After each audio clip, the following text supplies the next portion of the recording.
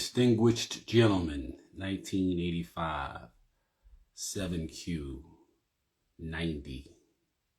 What's happening? Ice Tone Reese, Ear 140. DJ Capone NYC, what's happening? What's happening, Capone? What's going on with you? Tom found the internet. What's up? Welcome to We Poppin' Son.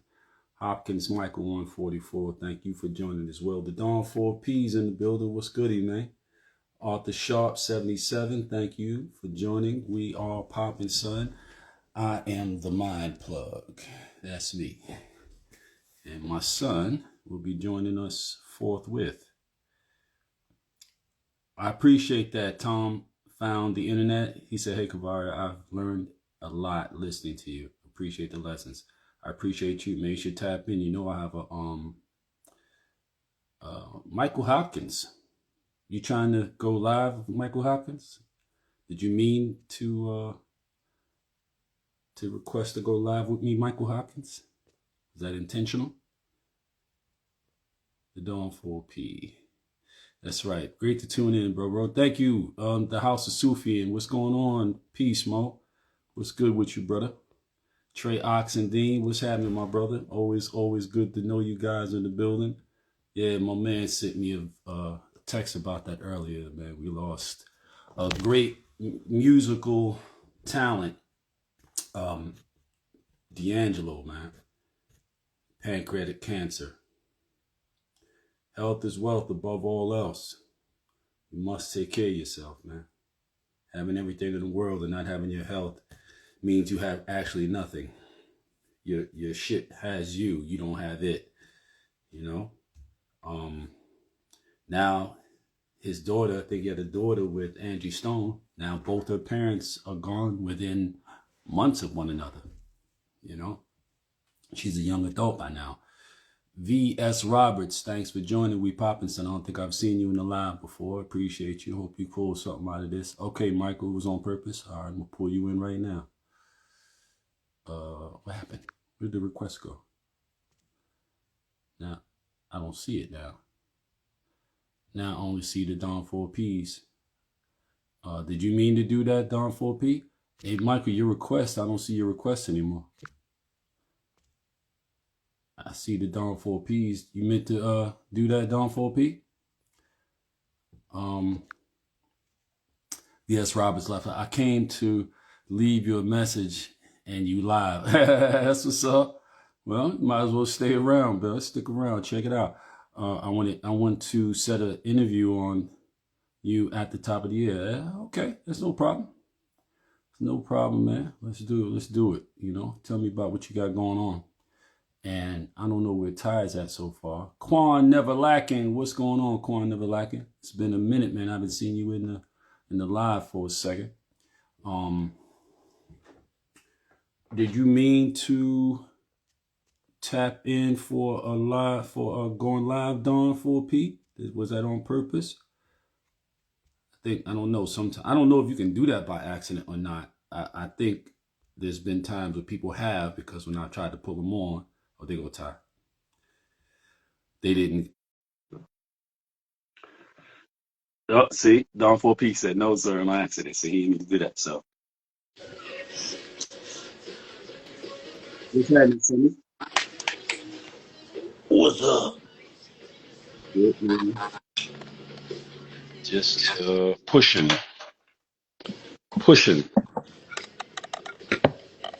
Just pushing. Stan Baker 67. What's happening, Stan? It's been a minute. Haven't seen you in there for a second. You all right? You know, when y'all don't tap in for a minute, I do notice. You know what I'm saying? I don't know, what y'all might be going through, whatever, man. But y'all gotta stay in step with us, man. You know, we're building a movement here. Ohio Tip, what's going on, Ohio Tip? Thanks for joining the We Poppin' Son live. You know, we do this every Tuesday and Thursdays at 7 p.m. Eastern Standard Time. Long live TR 380. What's happening, TR? Appreciate you. Or maybe you are not TR. It's long live TR. Chuck Eastside 3, what's goody? Move K98, thanks for tapping in. Yeah. Uh,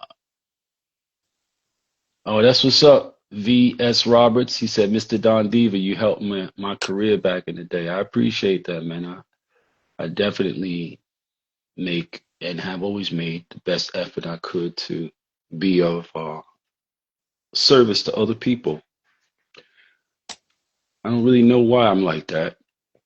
It hasn't always served me. That's a fact. But still managed to be all right, though.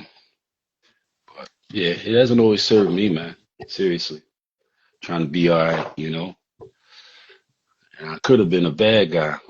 I mean, like I could have really been a bad guy if I wanted to. But even when I was in the life, I wasn't a bad guy. Anybody that ever hustled around me or with me will tell you I was never a bad guy. I was a good guy in a bad life. You know what I mean? Maybe that's why it went the way it went for me.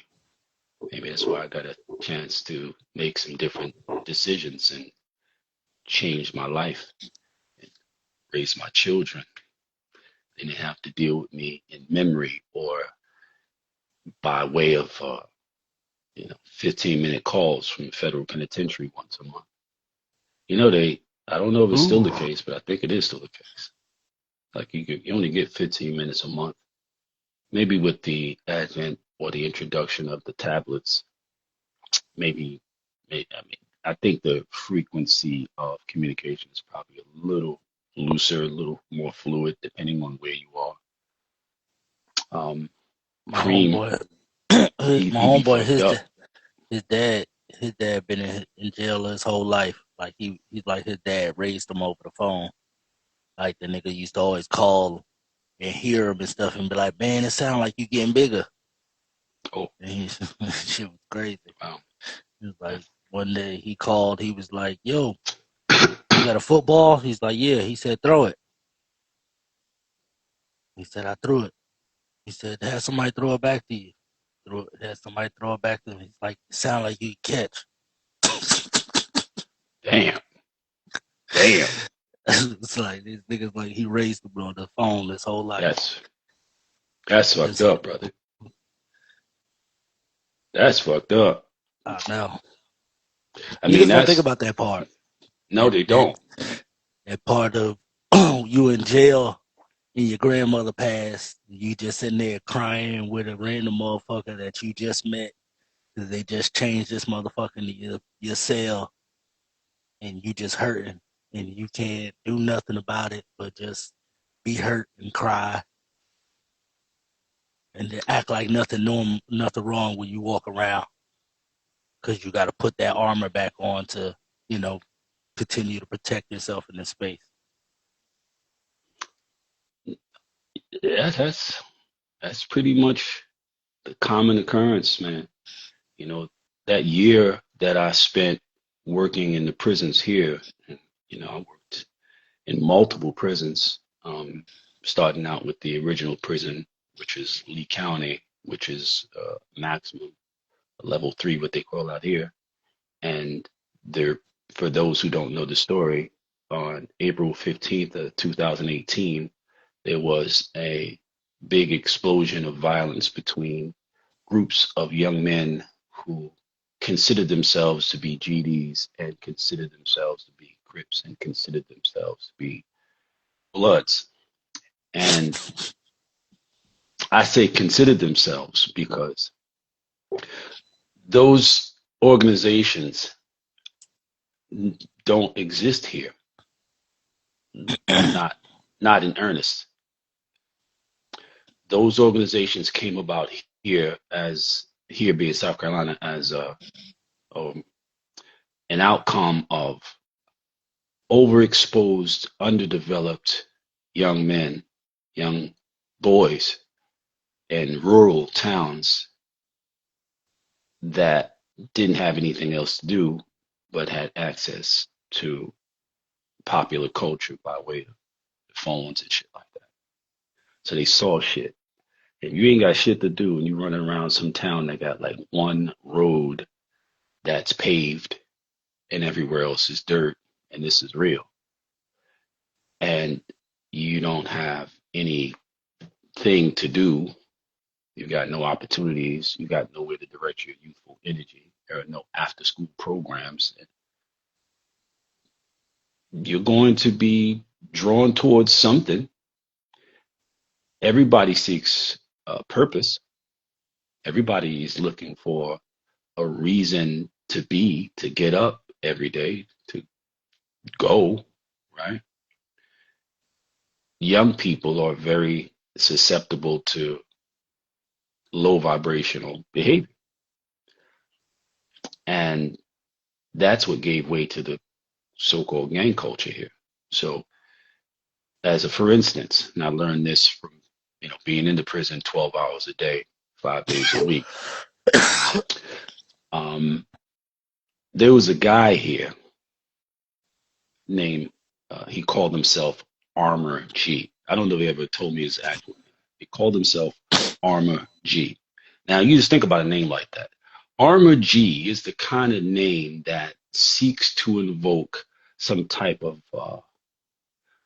mythical, almost superhero type of image in somebody's head. It's not a name that comes about, in earnest, you know. Um, like my nickname was Bob. I got that nickname because I used to hit people in the face when they bent down to try and wipe my snotty nose when I was 4, 5 years old as a little kid. And my sister, when they bent down, it's, come on, let me wipe your nose. My nose is always running. Let me wipe your nose. And they go wipe my nose. And she go, bop him, bop him. And I punch him right in the eye, grown person right in the eye. They couldn't do anything about it. I mean, not what you're going to do, but they couldn't even say anything about it because my mother and my family were the people. So you just have to accept this shit. So everybody in the neighborhood walking around with tissues for my snotty ass nose and got to worry about whether they're going to get punched in the face. But the name came from, a behavior, a characteristic, that suited it. When people give themselves names, it's usually based in egotistical, non-reality bullshit, right? So this particular character called himself Armor G. It sounds like the kind of name that a corny motherfucker would come up with as a rap name, Armor G. Armor, I'm tough, and I'm a G, I'm a gangster. It's like this, some made up fool shit that's not attached to any, realities and shit, right? Now that's one thing. It's one thing for you to be that kind of person and create this kind of, name or image for yourself. It's another thing when people follow your ass. So this guy, as far as I was able to learn, was ground zero for Bloods here in South Carolina. And I believe in Columbia specifically, because Columbia is the capital of South Carolina. And this guy is the one who started people, saying they Bloods.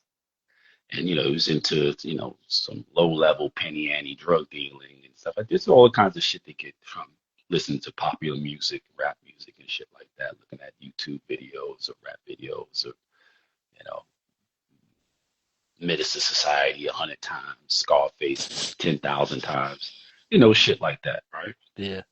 So that's where this guy, where the blood shit came from, in terms of that. Now, of course, as it always goes, whenever you introduce one entity, it naturally gives way to a counter entity, cause and effect, right? So, obviously, if you're going to have Bloods, and inevitably somebody's going to say, well, let's go buy us some blue handkerchiefs and we'll be the Crips. And this will give us a reason for being, right? And then you had, cats who would come in from time to time from different places, maybe New York, maybe Chicago. And they would come on some like, oh, y'all on some gang shit? I got some work. Let me tap into your gang network or whatever. So that gave them more of a sense of this is real. We really doing this. We really them guys. And wherever you find any degree of Crips, you're going to find GDs. So at this prison, Lee County, on April 15th of 2018, um, this beef between the Bloods, the Crips, and the GDs exploded. And from what I can recall, it has something to do with some phones being delivered. Niggas going, throwing shit over the wall, throwing shit over the gate, walls, gates.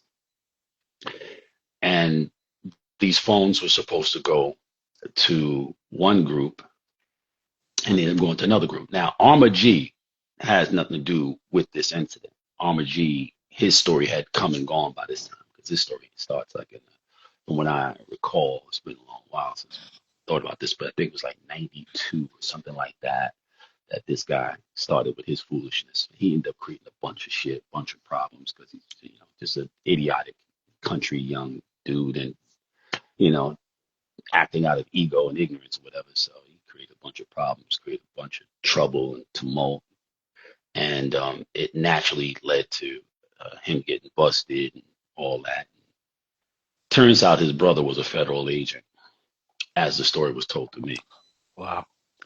His brother was a federal agent. And I got a homeboy like that. He done did a bunch of shit all over Atlanta, shot at a nigga for no reason, gets arrested for all type of, and he bipolar. And his daddy a federal agent. So every time he get in trouble, they just go get his ass out, and nothing ever happens. Yeah, I mean, depending on how bad his chemical imbalance is, because that's what bipolar disorder is. It's neurochemical imbalance. Depending on how bad it is, he really can't be held accountable because they definitely get detached from reality. They don't take that medication. Paranoia kicks in. Oh no, I've seen it. I've seen it, and and even his name, like he picked up another homie that used to be around. When he just moved away, he just took that nigga nickname, and now he's him. And he be, I don't know, watch that nigga spaz out, had an AK, and be like, you could look him in the face and be like, oh, he's gone, but he got that AK. He is dangerous right now. Yeah, people with BPD, when they like introduce chemicals, it exacerbates their instability. So like if they drink, for instance, drink alcohol, you get a psychotic episode. Or cocaine, ecstasy, liquor. You get a psychotic episode, bro. You get a person who really is in that moment, they're insane.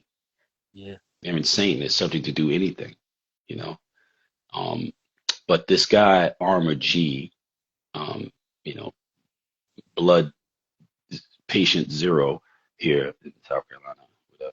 He's just a example of how popular culture influences people who are experiencing, underground culture or underworld culture in a vacuum. And he created a bunch of problems, caused a bunch of problems, whatever. Of course, end up going bad, right? Started some shit, got people all caught up, and then got himself out of it, that type of shit. As the story was told to me, seems to be the general consensus. That's how that went. But it gave way to, like, once that shit gets started, and I've seen it over and over again. Once that shit gets started, like, once people start buying into that shit, it spreads like fucking wildfire, bro. Just like it did when, my little homie Omar, who we all know as OG Mac, came to the East Coast with the blood shit and like really set that shit in motion on Rikers Island. And it was going crazy on Rikers Island, and then niggas eventually go home, right? Go out, niggas get out. Niggas coming that's back what happened with Pete. To Yonkers and the Bronx and Harlem, and all of a sudden everybody was blood, and it was like, what the fuck?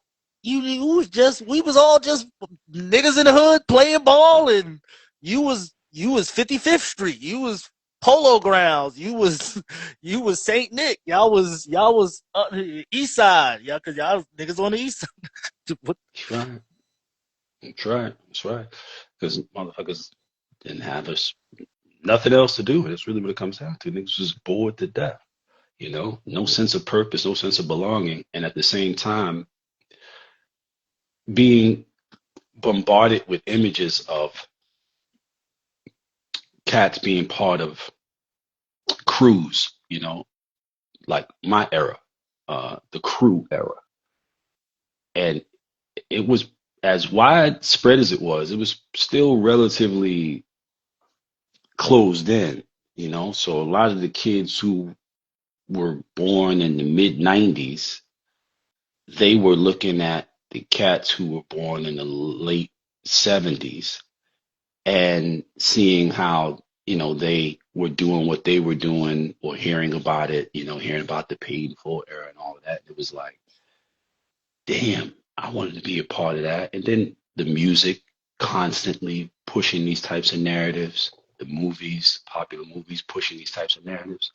And there is no counter to this culture. There's no positive popular imagery being pushed forth for young black people, Hispanic people in the hoods around the country to alternate to say, well, do I want to be involved with this gun toting, drug dealing, criminal behavior stuff that so many of my friends may be involved with, or at least are enamored with, respect? Um, or do I want to do this other thing? Because in a lot of instances, the other thing didn't exist. If a cat couldn't get into some type of sports program, they didn't have the home structure that would encourage them to go in a direction that was less traveled, like getting into basketball, getting into track, getting into football, something, then that street shit, gang shit, really was the only game in town as far as they were concerned. The only thing that made sense. And so a lot of these guys, um, especially in these rural little towns, like I've heard of towns like I said, man, I was in that joint, man, in them joints here, bro. First of all, some of the places where these prisons are, once you get off the highway, you might have 40 minutes to drive before you get to it, an hour to drive before you get to it off the highway. Like they are tucked deep in the middle of nothing, you know, and in towns that you have no reason to ever hear about. And a lot of these cats come from towns like that. They come from places you never heard of. I'd have a group of my guys sitting around talking, and they'd be like, I'm like, yo, where you from? They'd be like, so such such. And I said, so when you from? You're like, so such such. I'm like, y'all ever heard of the places y'all from? It's nah, I never heard of where he's from. I never heard of where he's from. Never heard of it. And they're from here, born and raised here, and never heard of this little town, and that one never heard of that little town, you know. And so they're very isolated, realistically, but they have access to the internet by way of their phones. So they're being exposed to things outside of the context of their real experience, and it gives them something to do. What does it take to go to the store, 3, 4, your 14, 15-year-old friends and get yourselves some red cloths, some red hats, red shirts, red belts, red sneakers, like blue sneakers, like don't take nothing. And then by virtue of doing that with the soundtrack of the music and the imagery and so forth, all of a sudden you're a part of something. Like them guys, like my generation, the crews who was getting money, whatever, this and the other in the 80s, you're a part of something now. And that's what they want. They want to be a part of something. Everybody wants to be a part of something. And people aren't too particular about what they're a part of as long as they are a part, as long as they're included, because it validates them, right? It reinforces some sense of self-worth. It boosts their self-esteem. It's deep shit. on April 15th of 2018, in this particular prison here in South Carolina, this maximum security prison, which was already off the hook from what they told me prior to this incident. They said niggas was walking around in this prison prior to this event with, and I've seen this weapons, walking around with basically with swords that are like uh, 3 feet long on the compound, like in their waist, like a sword, a literal sword in the open. This is how this was going down. So when this package of phones didn't get to the group it was supposed to get to, and the group who got it didn't want to give it up to the group it was supposed to go to, it quickly, uh, you know, kind of bubbled up into this beef, and all of a sudden, all hell broke loose, and cats started cutting each other up, chopping each other up, stabbing each other up, and phones were rampant. So there was video of cats chasing cats down, large groups of dudes chasing one dude down and chopping him up, chopping him up, chopping him up. Some dudes recorded themselves. Like, dudes took advantage of the opportunity that didn't have anything to do with nothing, no phone, no gang, whatever. They took advantage of the opportunity to go and retaliate against somebody they might just had a beef with. So they had videos, guys were videotaping themselves, recording themselves on their phones, sitting there torturing guys. Say you're sorry, and just cutting them, and just like doing all kinds of shit, right? In the midst of this explosive, violent event or whatever. And it was just like mad videos. They scrubbed the internet of it, but it was all over the fucking internet, right? And what ended up being the ultimate outcome was 7 brothers lost their lives brutally, like chopped up. And I still have those pictures because I knew it was coming from the internet. I still have those images. And when the violence, when the actual chopping and beefing and all that shit was done, the cops came in, I guess troopers or whatever came in, and they like came with the shotguns and made everybody go to their cells, locked everybody up, whatever. The guys, there were a couple of guys who were screwed up. They were cut up real bad, whatever, laying out on the ground. And, they were alive, but they were cut up bad. And they were screaming and yelling for hours, as the guys explained to me. Hours, reeling on the ground, screaming for help, in pain, unable to move. And the cops just threatened anybody, like anybody goes near them or tried to help them, you'll be shot. And just let them roll around on the ground for hours, bleed out and die. And after that, now this happened at one prison. They had 21 operational prisons at the time. This happened at a already really bad, out of control maximum security prison. They got, level 3s, but level 2s, level 1s, other level 3s, nothing had happened. South Carolina's response was to lock down everybody in all their prisons, lock everybody up, put everybody in their cell, and, I was working with the administration. I was working with South Carolina Department of Corrections. So, it's like, why did y'all do that? Like, why did y'all punish basically all these other people and all these other institutions that were nowhere near this institution? And it's because we didn't know where it came from. We didn't know where it was going to go. So, we just locked everybody down. So they put everybody in their cells. Like, a lot of cells have the slots in the door so they could, slide the tray through and all that, and a lot didn't. So what they decided was the cells that didn't have those slots, they were going to cut those slots into those cell doors. And going forward, with no particular date in mind about when this would stop. They were going to keep everybody locked in their cells 24 hours a day, 7 days a week until further notice. And you will be fed through the slot door, but you will not, there's no programming, there's no law library, there's no nothing. You're not coming out of your cell. They locked everybody in their cells from level ones, level twos, level threes. Everybody's locked in their cell 24 hours a day, 7 days a week.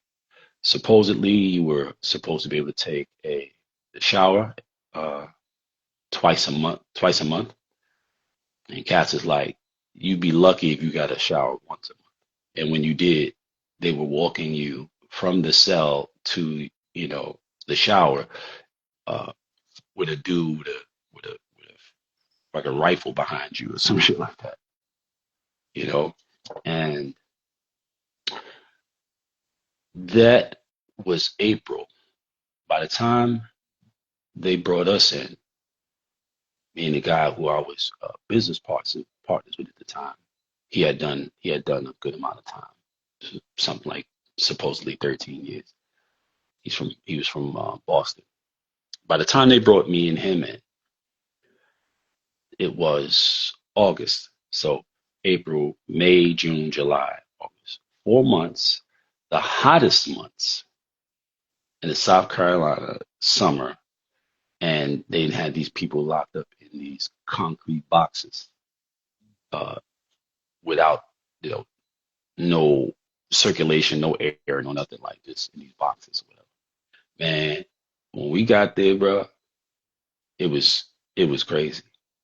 It was absolutely crazy, bro. Like they were so screwed up. They were so like they created more problems than they had when they did that shit. Like way more problems. And it was really based upon this whole idea that they had this big gang problem. So we went in there, went to the two of the female prisons, came here for a week. They gave us like 10 racks. They came here for a week. And we went to like maybe 11 different prisons, something like that. And they wanted us to go from cell to cell at first. It's like 96 cells in each block. It's like, no, we're not doing that. That's not efficient. So you had to let them all out the cell at the same time. This is the first time they've been out of their cells in any type of a grouping for 4 months.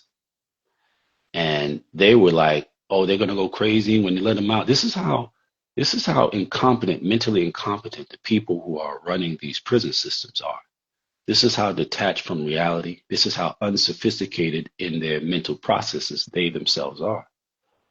That they thought that people who had been subjected to this punishment for the larger part, who had nothing to do with the acts and behaviors that led to this whole situation, they thought that the first thing they would do after being locked in their cells for 4 months would be to attack one another. You don't even know human nature if you think that. You don't even know human nature, because what they had done, what the corrections had done, something that nobody in the prison system, and some of those people had been there 30 years, 40 years, they'd never seen nothing like that before. They'd never seen them just lock everybody up like that and lock all the prisons, all the people in all the cells. They'd never seen nothing like that before. They showed them something like up until that point, they were basically under the impression they can't do that. You know how people love to say that. Mm-hmm. They love to say things about people who have total control over situations, what they can't do. You mean they haven't done it? Practically, they can do it though, because they got the keys to the doors. They have the power for enforcement. So if they can do it, they would say what somebody can't do. If you don't think they're likely to do it, that's one thing. But don't say what they can't do. Of course they can, in position to. And motherfuckers found out, oh, they can lock us up in these motherfucking cells and not let us out. And they showed them that. But the corrections didn't really understand the impact of that on them. Man, when the people came out themselves, boy, like the first prison we went to was the place where the incident started, where it happened in Lee. It was me, my former business associate, and his homie whom he had been locked up with both of them from Boston. Um, his homie was older. His homie had been in prison for some years before he got there, and they were in prison together for a long time. His homie had life, and before he got out, he had done 29 years. My former business associate had done 13 years, even though he went in with 7. Both of them could have gotten out in like, the one who did 29 years, he could have gotten out in 7 years. But when they gave him the life, a lot of the dudes back in the days, man, like Baltimore and Boston had a lot of similar dynamics. And one of them was that dudes who hustled and got down the street were they used dope. They were dope fiends. So they getting money, they sniffing dope, and they on some shit. A lot of the behavior that people attribute to, these cities and their behaviors and so forth, people don't understand. A lot of that behavior is based on the fact these motherfuckers are strung out. They got drug habits, regardless of, their ability to dress and stay fresh and all whatever. They have drug habits. And drug habits drive junkies to do mindless, wild, stupid shit. All right. So, you know, this guy was one of those guys. This like crash dummy culture. Dude sat there for 29 years and with a life sentence and never bothered to go and look at his situation, never went to the law library.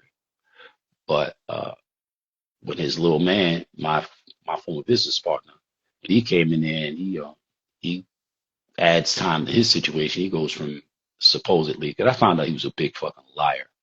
But from what I understand, he went in with 7 years for some carjacking shit and ended up adding another 100 years or something to his case because of getting involved with shit inside the prison with this guy. He told a lot of stories about how rip-roarious, bad, and all that what he was, and then I found out that it was all cap. It was all cap. He's a pussy, stone cold pussy. But he played himself up like he was, like he said that him and his man were the like 2 worst inmates in the state of Massachusetts. His man was a big dude, real big, oversized, thyroid baby, with not a lot of sense and a drug habit. So he was a big ass crash dummy. But dude was a pussy puff, you know. But he's also a manipulative, narcissist. You know what I'm saying? So he knew how to play people. You can say a lot about narcissists, but narcissists are rarely ever dumb. They're usually relatively intelligent and generally more so than an average person, right? But when you're up to chicanery and trickery and bullshit, you gotta be sharper than the average bear. But anyway, we get in there and they bring in like 30 or 40 COs in there with us to this first dorm that we go into inside the prison where this incident initially occurred. But they think these guys are coming. When the doors crack, these guys are going to come rushing out of their cells, chopping and slicing or whatever, like they could. Like, nigga, they ain't got access to nothing. They've been locked up in here for 4 months. Ain't nobody been out they cell. Ain't nobody got shit. You know what I mean?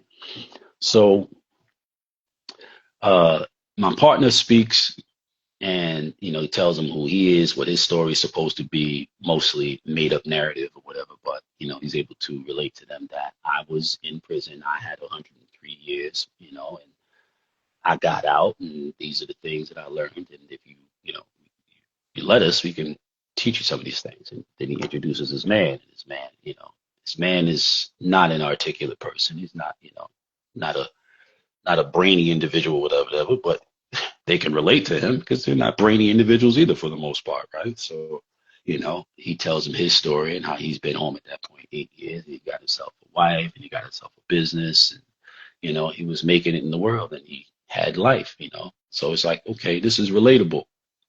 What it is we dealing with. Like, what it is that we deal with psychologically and emotionally every day because you've literally been in our shoes. that makes you more of a credible messenger than somebody coming here talking about, I'm from academia and I've studied this, that, and the other, and human behavior, so forth. And I believe I can help you guys. It's like, yeah, you don't have a fucking clue for real, for real. You know, it ain't like it's in your books. You feel me?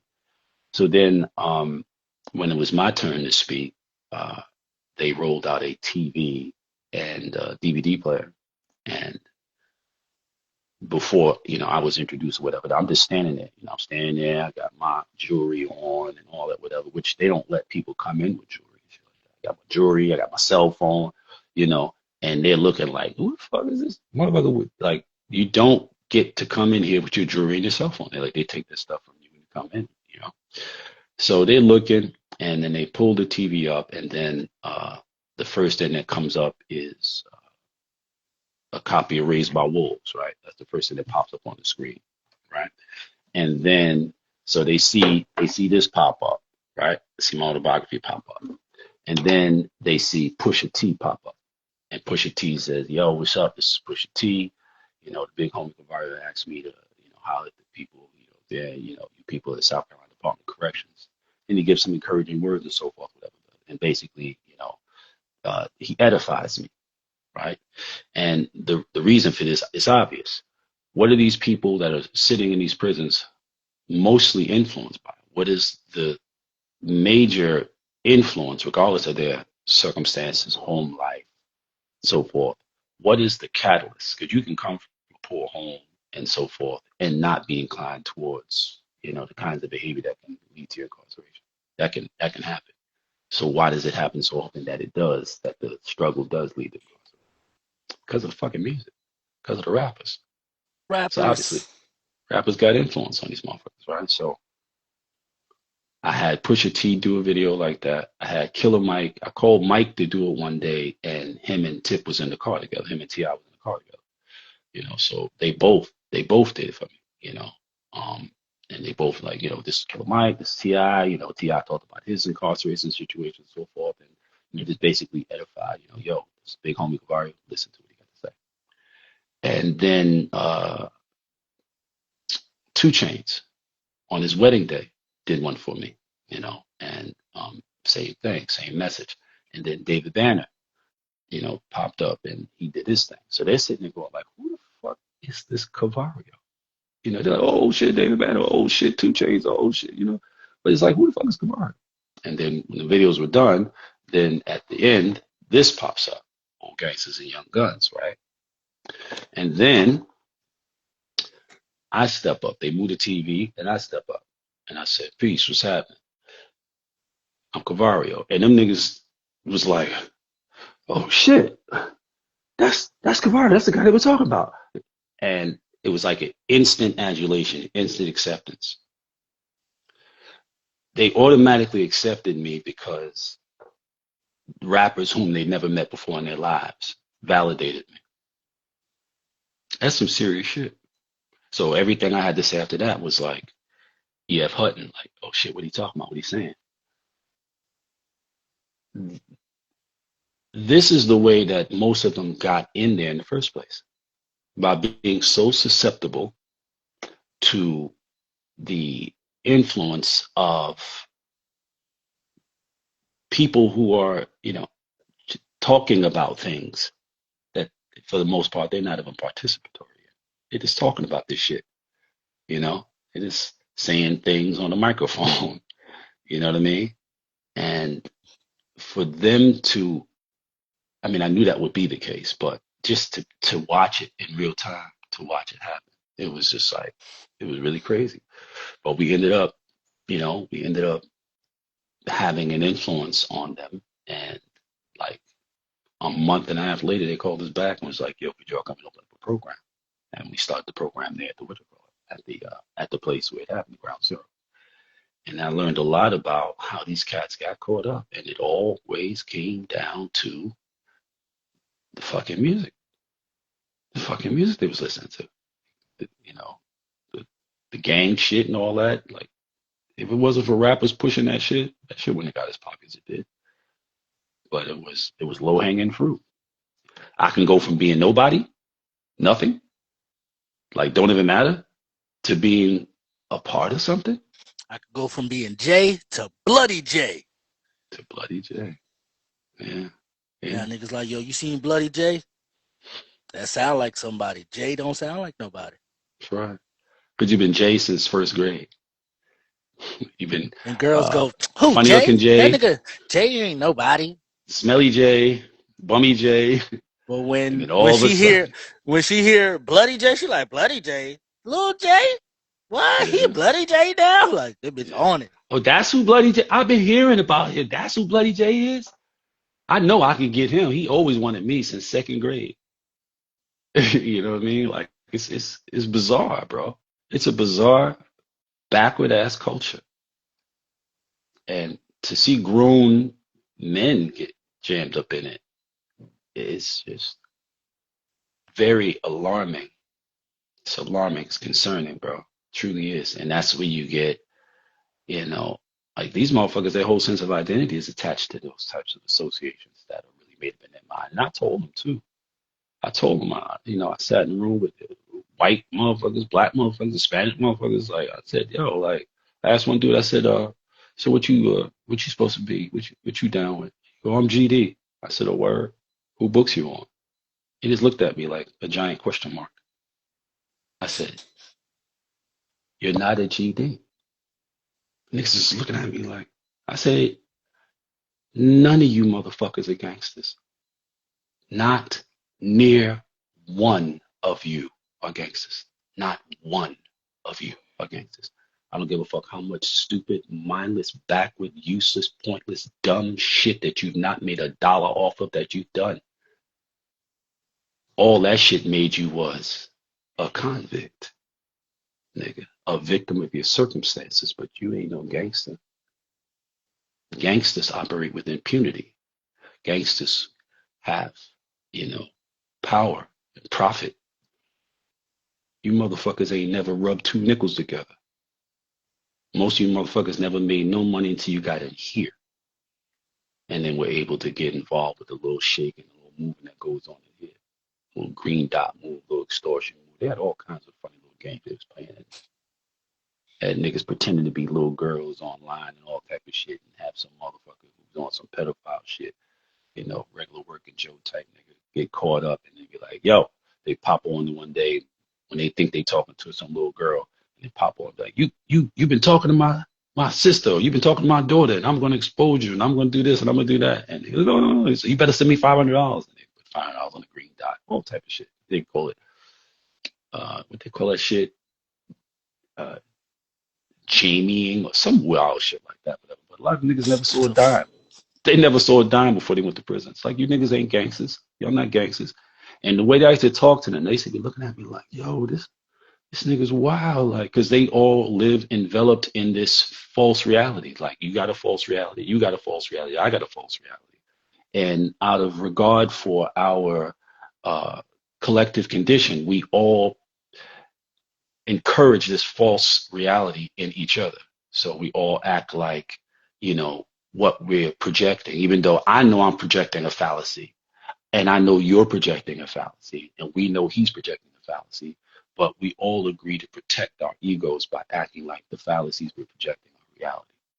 And that's how we get along. And then anytime somebody doesn't want to accept that or participate in that, they become an enemy of the system. And then all of a sudden people want to attack them because, you fucking with the matrix. You fucking with this mental matrix we got going on here. I used to go in on them, bro, but they respect. Obviously, they respected me. They got no choice. It's not an option. Not an option, as you know. It's not a fucking option. Respecting me is not an option. You know, but I was able to be effective for to a great degree, which is why I ended up being asked to go to multiple prisons. So at a certain point, I'm going to 4 or 5 different prisons a day. I'm in a different prison every day. You know, like 2 hours over here, do a class, 2 hours over here, do a class, 2 hours over here. This one's 2 hours that way. This one 2.5 hours that way. One trying to go to was 3 hours away. Think it's like three. Then at like 2 hours and 40 minutes away. You know, and I learned a lot. I learned a great deal. Learned a great deal about human behavior. I learned a great deal about uh, influence. You know, how susceptible to influence people are, how susceptible to suggestion people are, especially when they don't have um, critical thinking. And when you got nothing on your mind, everything has access to your mind. You know, I watched a nigga give. I watched a nigga give somebody like he gave somebody. He was on some like nigga was like, "Yo, we're gonna do your taxes." He gave the nigga. He had the nigga girl, a nigga that he don't know and he just met in jail. Girl, come and pick up all his personal items so he could get his bank card. So he gave this random nigga his bank card and his bank information, and the girl went to his account, took all the money out of his account, and they supposed to be trying to bond him out. Then he gave them his social security number, his ID, his birth certificate, his social. I was like, oh, they you. Like as he's doing it, yo, and then probably like a week into the process, and he's filed the stuff. The nigga did some shit and got kicked out the dorm. the nigga who was taking the information. Yeah, and I was dying laughing. I was like, boy, y'all niggas is dumb. Like, y'all niggas dumb. Y'all, a Yo, nigga bro. could sell y'all anything. He just took your whole identity. Like, when he leave, like, if he get out before you, he's going to be you. Like, he already got everything he needs to be you. You gave him Right. access to all your Well, stuff. And when you get out of here, you don't even got clothes because you gave them your clothes. You literally don't have nothing to wear. the crazy shit is that he doesn't even have to get out. I knew No, he dudes who don't. was running them scams, man. Like, I knew cats that was getting a lot of bread on the phone, like ordering a whole house full of furniture, order a whole house full of furniture from a jail phone. You dig? Like, or don't let them have a phone, like a burner. Forget about it. Like that kind of information. Oh, forget about it, B. It'd be, you might have, unbeknownst to him, he could have 4 cars out on the street, Mm-hmm. where, dude is leasing them, renting them shits out to somebody, charging niggas $200-300 a day for these cars that are in your name that you don't even know exist because you're sitting in prison. That's a big thing. Uh, Taking people's identities in prison. I mean, you're sitting there 30 years, whatever. Motherfucker can build a whole life off you. There are people who are sitting in prison who never get out, not because they're so tied up, because they don't have the wherewithal to get themselves out, you know? Uh, and there are people who work in these prisons or who are in these prisons, and they understand, what the value of that person's information is to somebody outside. So they go on the run, they could come from overseas, whatever. You get a nigga's whole identity. Like, dude could have sold that whole package to Oh, somebody yeah. who just came over from Venezuela or Honduras or whatever have you. You're this guy. You're this guy. You know, and if they build it up, it's like when you get it, you already got a credit score of 700. You know what I mean? You got some credit lines, and you're ready to go. You're ready to go. Yep. You ready to go get a car. You ready to go rent yourself an apartment, everything. And you ain't got to worry about it because this dude is in prison and he don't have no wherewithal anyway. And that's probably still pretty big. Probably, probably still pretty big, man. All of this stuff that we've talked about in these last 54 minutes is comes down to one basic thing: ignorance. They're not knowing. Ignorance is the most formidable and damaging, destructive weapon that is self-imposed on us. We choose ignorance. We choose not to know. We choose not to take advantage of the opportunity to access information that has never been more available to us ever before. We've never had easier access to information. I thought about this yesterday. It's like I literally learn all day long because I read things, I watch things, I'm watching something or reading something and somebody says a term, a phrase, a word that I don't know, stop that shit right then and there. And as opposed to what I had to do 25 years ago, 26 years ago, 30 years ago, I used to have them big ass, thick ass thesauruses and shit and have to look through it and find the word and like look it up. And then sometimes I would, um,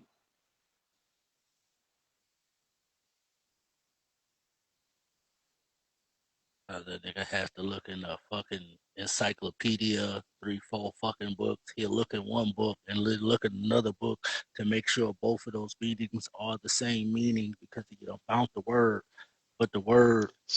sometime I would have to, yeah, I have to look up a word in the definition. And then in doing that, I have to look up a word in the definition of the word that I had to look up from the original word I was looking up. And I would keep doing that and keep going until I really understood the word. Now, all you gotta do is pick up your phone and say, "Hey Siri, what's so and so such? What is this? What?" And the shit'll just like blah, blah, blah, blah, blah, tell you all type of shit. There's no reason in the world for you motherfuckers not to know nothing. No reason in the world, but I think that that access, that so-called convenience, has made cats' blades even duller because what it basically says is, why do I need to bother to assimilate these understandings and this information and just the practice of acquiring knowledge when I got this device in my hand? All I got to do is just ask it. I don't have to know it. I have information access right here. Um, so hold on 1 second. Let me mute you for 1 second.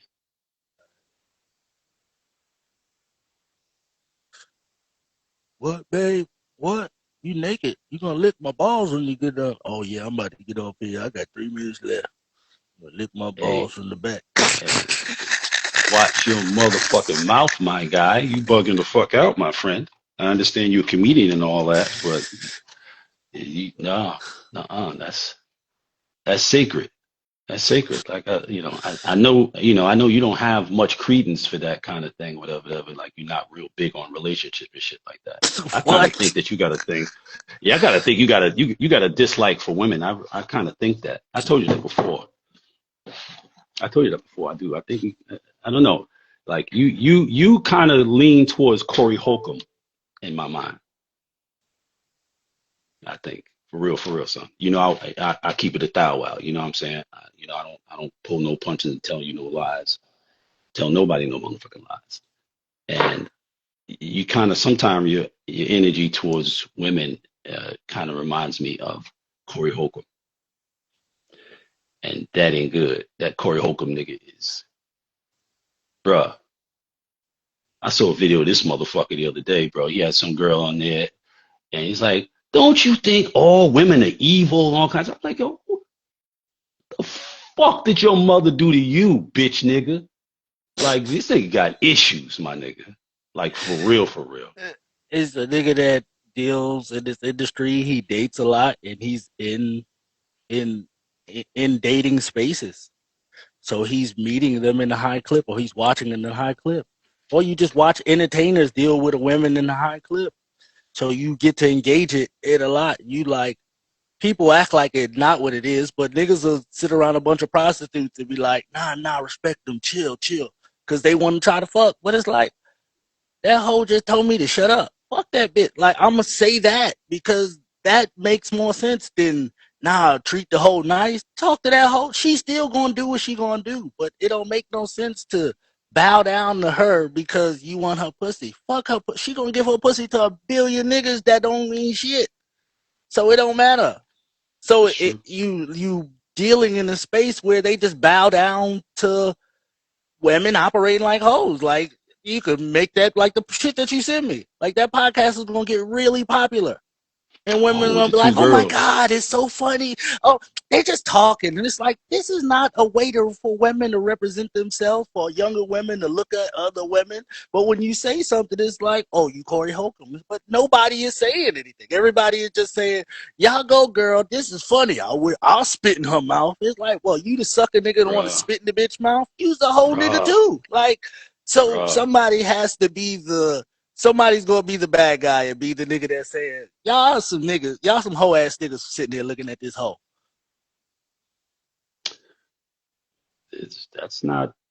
That's not arguable. Like that's true. That's true.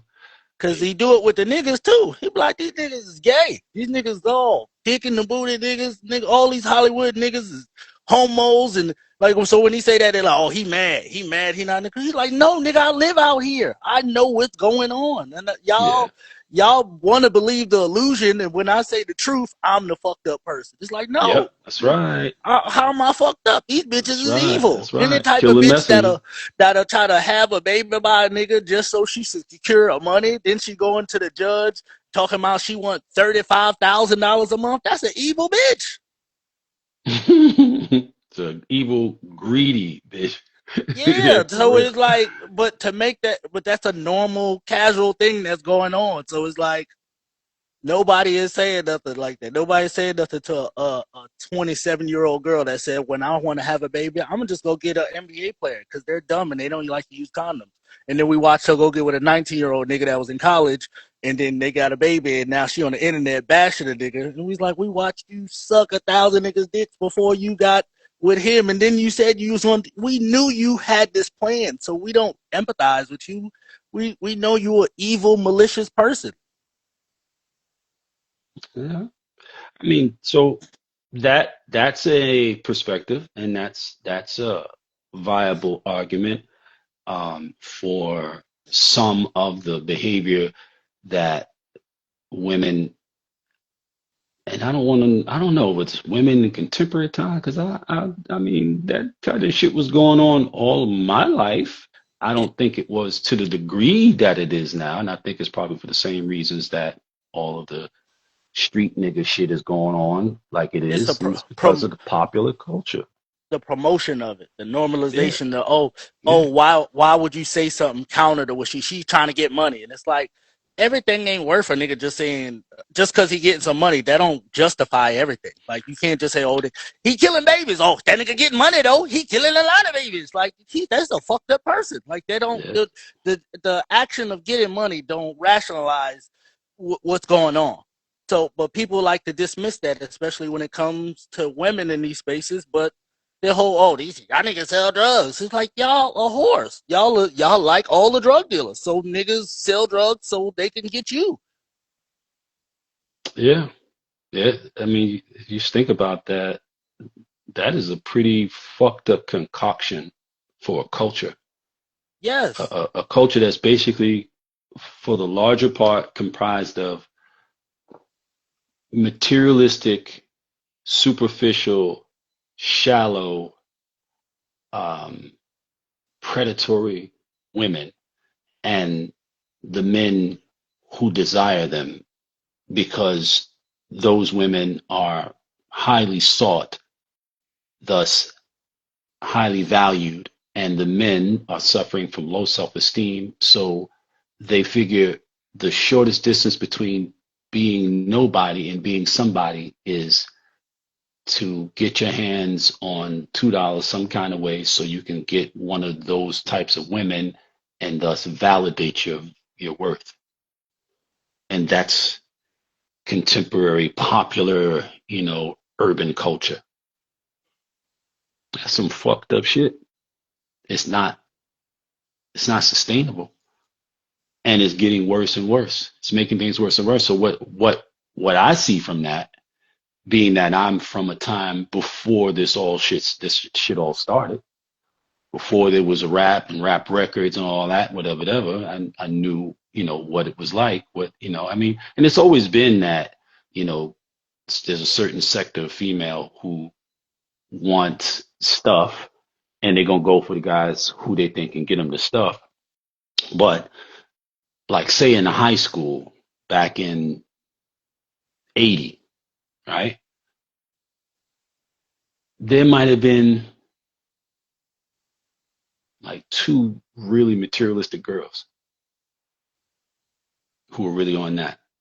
The rest, they just wanted a cool boyfriend who they might feel safe with and might treat him nice, take him to the movies, you know, uh, go roller skating with him, shit like that, you know.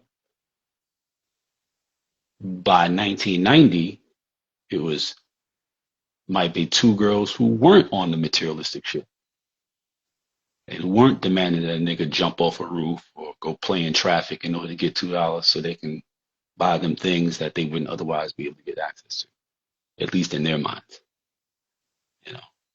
Like they couldn't come up with a business or couldn't work, you know, like my wife did. My wife stayed fly when, as we were young people. I'm talking about she was working since she was 16 years old. Stayed fly and had a daughter at 19, and her and her daughter stayed fly. She got a photo archive that stayed fly, and wasn't on no, you know, fucking with a nigga about no $2 and no shit like that. Didn't fuck with street niggas at all. I was the only street nigga that she had any interest in whatsoever. And that was before I was a street nigga. You know what I'm saying? So it was not the case in terms of being culture wide that materialistic, superficial gold digger shit. Like there was a time when being called a gold digger was like, you know, disrespect. Oh, you a This gold digger. It's like, oh, you's a hoe. You know what I mean? my whole girl I went to sixth grade with. She is a professional. She teach niggas. She teach women how to dig gold from niggas. She got a whole book called M at the M and Men is for money, and she literally teach women how to do this. Like she just went live on her page. That's what made me bring her up. but she know Gigi. She know what was lip service. What's the girl that was used to be on Breakfast Club? Angela Yee. She know all of them girls, and she used to kick it with all of them girls. And she was telling me how she wound up messing with the nigga. He wound up pimping her and selling her. I'm like, duh. Like, what you think? All right, them girl like playing that game of I'm just going to be outside with a bunch of random niggas and we gonna be traveling and partying and drinking and smoking and I just pop purses and take big girl. Them girls is prostitutes. You just now figuring it out, but It's the true. girls don't say that. Well, I just watched something today and they was like, yeah, them girls that's your favorite singers. Like they might have one song when they in our city. Yeah, she here selling cat. Like It's she true. she she's selling cat on a web service where it's $500 for you to join the service. So she think everybody ain't gonna be on it. Wow. So yeah. Me and her went to sixth grade. She was the she was not attractive. She was just cool. And she's still cool. Now she got thick and got body, but she was always mad personable and always in Hmm. everybody business in school. And now she done made that a whole career. But we That's be because proud you of have each other because we kept doing stuff and pushing forward. Like she was doing a podcast with Bart, and then a word. somebody else was on it. Yeah, Damn, haven't seen Barton ever. Little man, I watched him grow the fuck up. Crazy. yeah, yeah. But that wouldn't be possible if it weren't for, again, our attraction towards the path of least resistance, which is to not burden ourselves with information, to be ignorant, to not make an effort to know better because of the burden of knowing better, right? Once you know better, there's a greater degree of expectation upon you to act like you know better. You can't get away with doing the dumb shit when it's well understood that you know better than to do the dumb shit. People will be more tolerant of you and they believe or understand you don't know. But once they figure you know, you old enough to know, it's a whole other thing. And our attraction towards the path of least resistance is what has given way to this, or at least given way to our susceptibility, our attraction towards, and our being caught up in this narcissistic society, this narcissistic movement, you know, like narcissism is the main drive. It's in politics like a motherfucker, like, you know, like that. I've never seen so many narcissists out in the forefront. I mean, if you guys, I don't know how I could ever really lend the lens through which I'm able to observe these people like the Steve Millers and Peter Thiels and Elon Musk's and Donald Trump's and like and all these other guys who's, you know, like y'all have no idea, like these people are, they're narcissists and they're grifters, they're con men, they're crooks blatantly. But if you don't know what those things actually look like, then you can't see it. But because I grew up with that, I see it, you know, I see it. I see it very simple, like really clearly. I see it.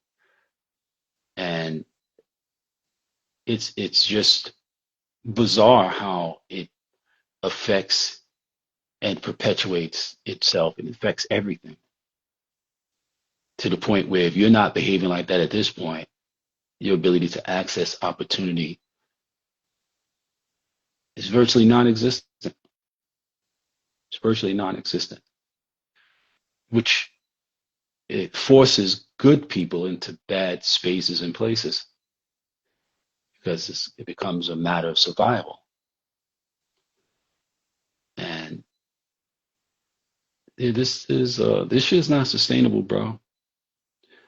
What we're experiencing now is, like I've said before, a very big multi-car, slow motion car crash.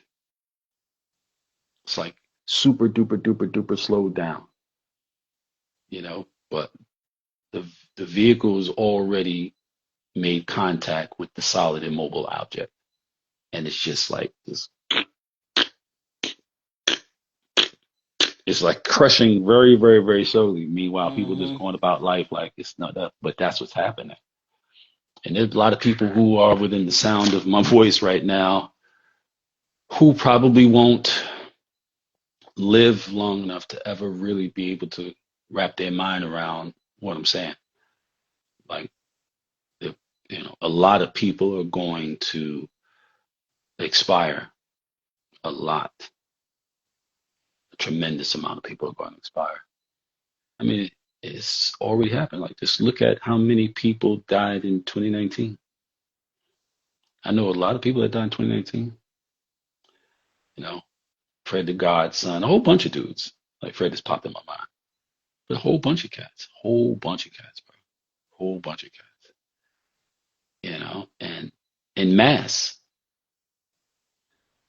And people are so distracted and desensitized, they're not able to see what they're seeing.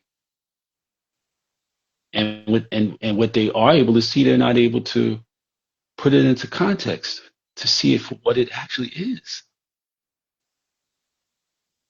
You know, they're either dumbed down or distracted. It's not good, but it must run its course. It has to go all the way through. And, you know, whatever's left, whoever's left, going to have to pick up the pieces. But it's going to get a lot worse for sure. I'd like to think that it ain't, but I'm not of the ilk that sits around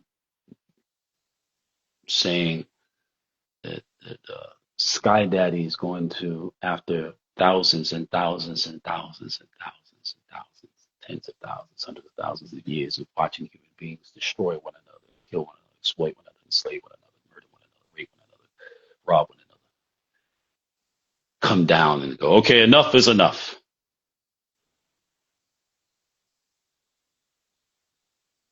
This shit is gonna play out all the way out, and that's what it is. So I'm good, son. It's 1 hour and 15 minutes exactly. And I was ready to stop at the hour, but you were, giving us your thing. So, I wanted to let the people, get they tie on, but I'm real Yeah, serious about keeping this shit down to like just that hour for I'm real, with for you. real. Motherfuckers ain't appreciating it like they should, bro. Because we don't do clown shit. You know what I'm saying? We're not running around with, you know, I'm not going to say anything that makes it sound like I'm Hating on a nigga. disliking it, right? You know what I mean? But the people respond to clown shit, and I'm not doing no clown shit because I exist and existed before this thing came along. I am who I am long before the internet did not make me. I was this person my whole life. So, and we just lost Ty, but it's cool. I love you, son.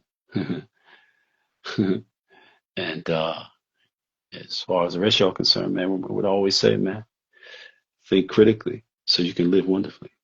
Mind plug out. Peace.